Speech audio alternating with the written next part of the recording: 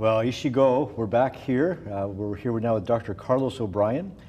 Dr. O'Bryan was one of our residents at Ventura County Family Medicine residency and really showed an extraordinary interest in really binational, that we really need to respond to our patients who are here from Mexico and are going to be going back to Mexico.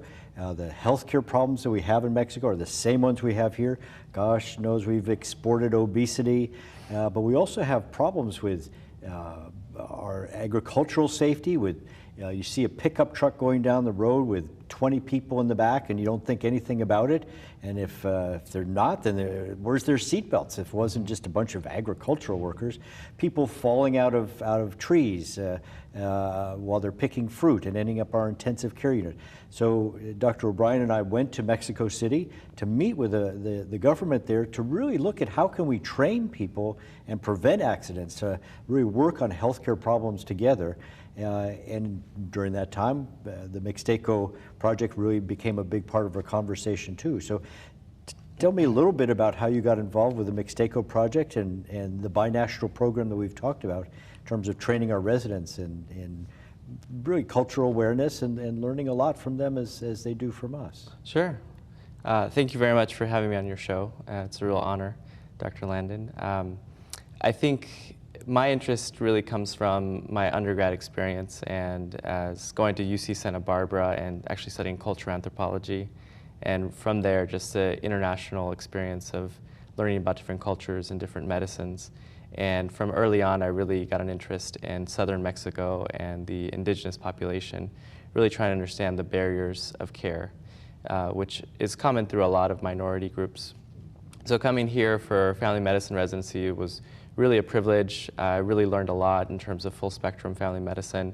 And traditionally, this program has been more to train international, in an international setting. So providing the tools for our family physicians to work abroad as well as here. And so it really was a great fit. And having great mentors like yourself who are doing projects abroad, not only in Mexico, but in Peru, has been really an honor as well to be able to work with you.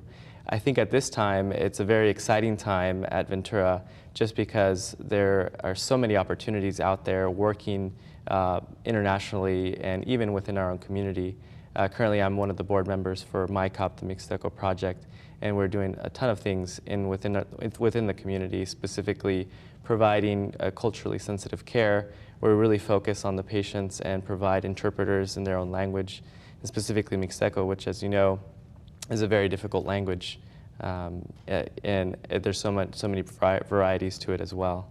I think I was impressed. You and your wife went down there to learn Mixteco and came back going, well, we learned the word. We were able to read the sign that said, "This is the way to the bar." That exactly. was the picture you showed me. Exactly. Yeah. So I mean, it's a very complicated language, and there is a great program through San Diego State University that provided a 1-month intensive course within Oaxaca City. So we learned some basic language in terms of body parts and how to count, but it's such a difficult language to learn. So our goal, our lifelong goal, is to continue to learn the language. And eventually, I mean, it would be great to provide a pipeline for future Mixteco community members to eventually go into the healthcare profession and one day hopefully have a Mixteco physician to provide really great care for their community and for their members. So. Well, of course, the Ventura County program attracts only the best and the brightest, which somehow I got in. I don't know how that happened, but yeah. Yes.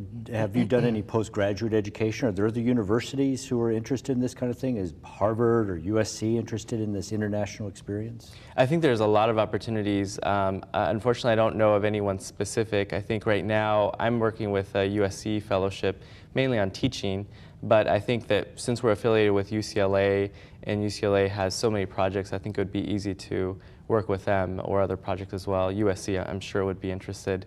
And soon enough, hopefully, we'll start making these projects come to realization.